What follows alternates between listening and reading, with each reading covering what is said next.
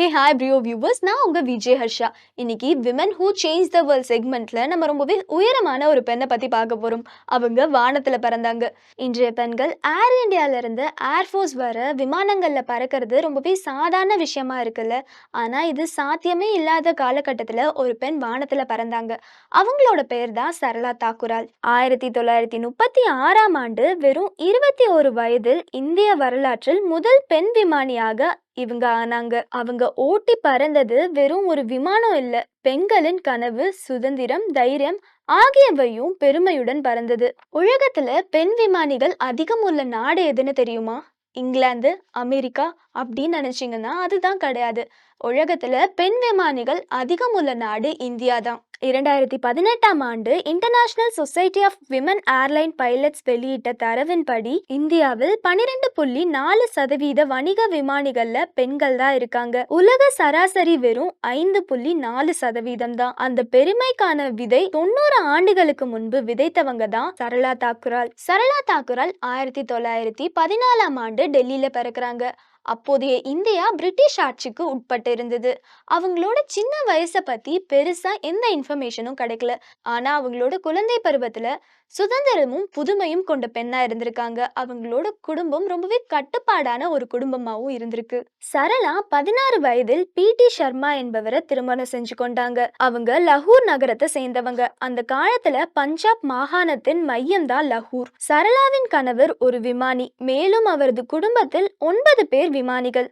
அந்த குடும்பம் அச்சமயம் இந்தியாவின் மிக முன்னோடியான குடும்பங்கள்ல ஒன்றா இருந்துச்சு. அந்த சூழல்ல சரளாவுக்கு வானத்தை பற்றிய ஆர்வமும் அதிகரிச்சுது. அவங்களோட மாமனார் ஒரு திறந்த மனம் கொண்டவரா இருந்தாரு. சரளாவின் உற்சாகத்தையும் திறமையும் கண்டு அவங்கள ஃபிளையிங் ஸ்கூலுக்கு அனுப்பினாரு. அந்த காலத்துல லஹோர் ஃபிளையிங் கிளப் என்பது இந்திய துணை கண்டத்தின் மிக பழமையான விமான பள்ளி. அந்த ஸ்கூல்லையும் பிரிட்டிஷ் டீச்சர்ஸ் தான் இருந்தாங்க. அவங்க கிட்ட சரளா தாக்குரால் பயிற்சி மேற்கொண்டாங்க. அவங்க தொடர்ந்து 8 மணி நேரம் 10 நிமிடம் பயிற்சி மேற்கொண்டாங்க. அப்ப அவங்களோட டீச்சர் சொன்னது என்ன தெரியுமா? "You're ready, Miss தாக்குரால். You can fly solo."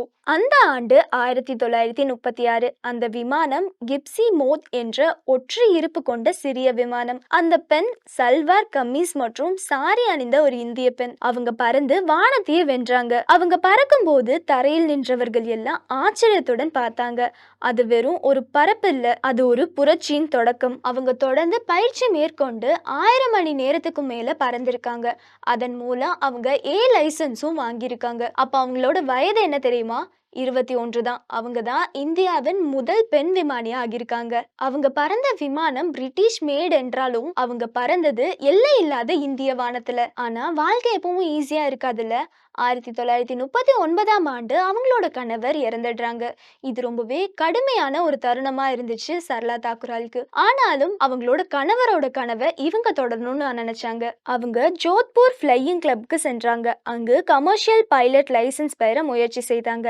அதற்காக அவங்க 500 மணி நேரம் பறக்கும் பயிற்சி மேற்கொண்டு மேலும் தொழில்நுட்ப பரீட்சைகளுக்கும் தயாராக இருந்தாங்க. ஆனா அதே நேரத்துல செகண்ட் வேர்ல்ட் வார் 1939ல இருந்து 1945 தான் முடிவடைஞ்சது. அதனால இந்தியாவில் அனைத்து சிவில் அவியேஷன் நடவடிக்கைகளும் நிறுத்தப்பட்டன. அந்த யுத்தம் அவங்களோட கனவை இடைநிறுத்திருச்சு. அவங்க வானத்தை இழந்தாலும் மனதை இழக்கவில்லை. அவங்க லஹூரில் உள்ள மயோ ஸ்கூல் ஆஃப் ஆர்ட்ஸ், அதாவது இன்றைய நேஷனல் காலேஜ் ஆஃப் ஆர்ட்ஸ்ல சேர்ந்தாங்க. அங்க அவங்க பெங்கால் ஸ்கூல் ஆஃப் பெயிண்டிங் பாணியில் ஓவியம் கத்துக்கொண்டாங்க. அவங்க ஃபைன் ஆர்ட்ஸில் டிப்ளமோ பெற்று அதன் பின் காஸ்டியூம், ஜுவல்லரி மற்றும் சாரி டிசைன் வியாபாரத்தை தொடங்கினாங்க. அவங்களோட வடிவமைப்புகள் லஹூரின் பணக்கார பெண்களிடையே பிரபலமாக இருந்துச்சு. 1947ஆம் ஆண்டு இந்தியா சுதந்திரம் அடைஞ்சிருச்சு. அப்போ பாகிஸ்தானும் இந்தியாவும் பார்டரை பிரிச்சுக்கிட்டாங்க. லஹூர் பாகிஸ்தானுக்குள்ள ஒரு பகுதி ஆகிடுச்சு. சரளா தாக்குரால் ஒரு ஹிந்து பெண்ணுங்கிறதுனால அவங்கள சுற்றி இருக்க எல்லாருமே சொல்ல ஆரம்பிச்சாங்க, நீங்க இங்க இருக்கிறது உங்களுக்கு பாதுகாப்பாக இருக்காது அப்படின்னு. அதனால சரளா தாக்குராலும் தன்னோட மகள்களை கூட்டிட்டு திரும்பவும் அவங்க பிறந்த ஊரான டெல்லிக்கே வந்து சேர்றாங்க. அங்க அவங்க தன்னோட வாழ்க்கையை திரும்பவும் முதல்ல இருந்து தொடங்க வேண்டியதா இருந்துச்சு. ஜுவல்லரி அண்ட் டெக்ஸ்டைல் டிசைன் வியாபாரத்தை மறுபடியும் ஸ்டார்ட் பண்ணாங்க. அவங்களோட டிசைன்ஸ் ரொம்பவே பாப்புலராக ஆரம்பிச்சது இந்த தேசத்துல. அவங்களோட முக்கியமான கஸ்டமர்ல ஒருத்தவங்க யார் தெரியுமா? விஜயலட்சுமி பண்டிட். ஜவஹர்லால் நேருவோட சகோதரி தான் இவங்க. Sarla Thakral national school of drama மற்றும் ஆல் இண்டியா ஹேண்டிகிராஃப்ட்ஸ் போர்டு ஆகியவற்றுக்கும் பணிபுரிந்திருக்காங்க.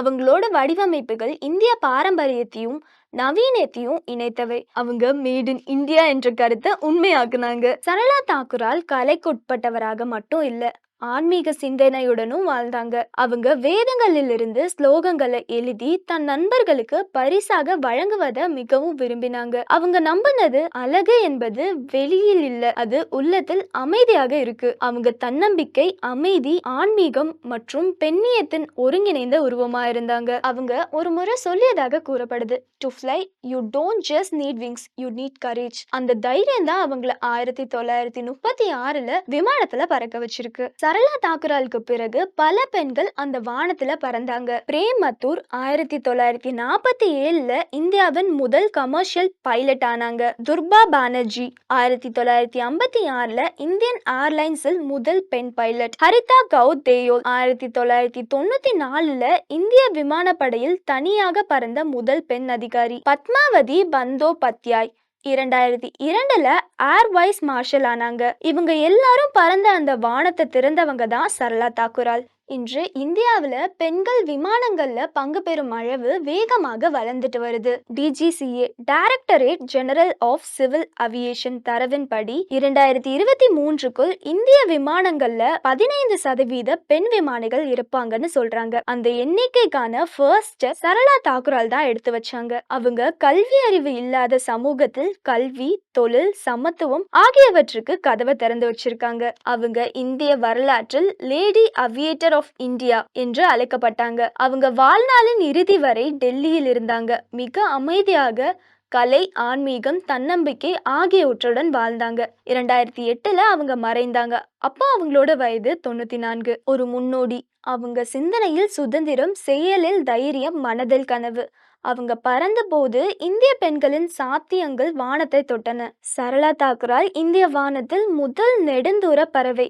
அவங்க நமக்கு சொல்லி கொடுத்தது பறக்கிறதுக்கு சிறகுகள் தேவை கிடையாது, தைரியமானதே போதுங்கிறது தான். சரளா தாக்கூரால் இந்த பெண்மணி பத்தி நீங்க என்ன நினைக்கிறீங்கன்னு கமெண்ட்ல சொல்லுங்க. லைக் பண்ணுங்க, ஷேர் பண்ணுங்க, மறக்காம சப்ஸ்கிரைப் பண்ணிக்கோங்க. நான் உங்க விஜய் ஹர்ஷா.